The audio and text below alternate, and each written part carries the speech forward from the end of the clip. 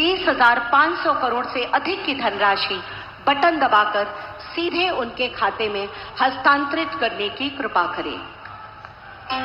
बहुत जोरदार तालियों से माननीय प्रधानमंत्री जी के प्रति आभार और कृतज्ञता। बयनिसिमबो फिन खेबसे गोसो सिंनि खुलुमनायखौ जासिहरग्रोनानै चेनेलाव फैफिनबावनाय जाबाय। जायफोरा मोजां मोनो नैबे भिडिअखौ एसे नायलांदोलाय आरोना।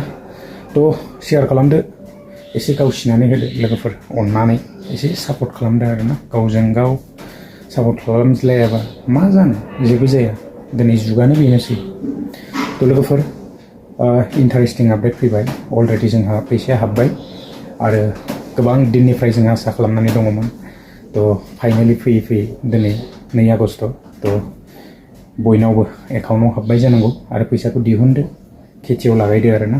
थ' देग्लाय खेथिया बारा मोजां जागोन जाया गेरेन्थि गैया। अखाया जोबोद थगायदों जायगा जायगा। बे समावनो एसे मोननानै होदों, दा हासार बायदिसिना होनांगौ ना। थ' हासारनि सम फैबाय। खायफा जायगायाव गायनो हादों आरो खायफा जायगायाव गायनो हायाखै ना। गोबां खरसा जायो गायनायावबो। थ' आरो खस्थ'आथ' दंखायो, खस्थ' नङाबा जाया। जियानो हक, दैज्लांनि समाव मोनबाय ना।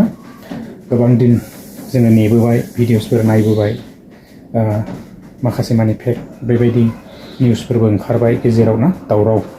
थ' जियानो हक, दा फाइनालि एकाउन्टआवहाय क्रेडिट जाबाय।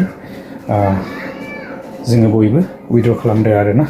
लोगोफोर, आंहा बारा गोलाव खालामनो सानाखै, बेखौनो नेनानै दङमोन ना।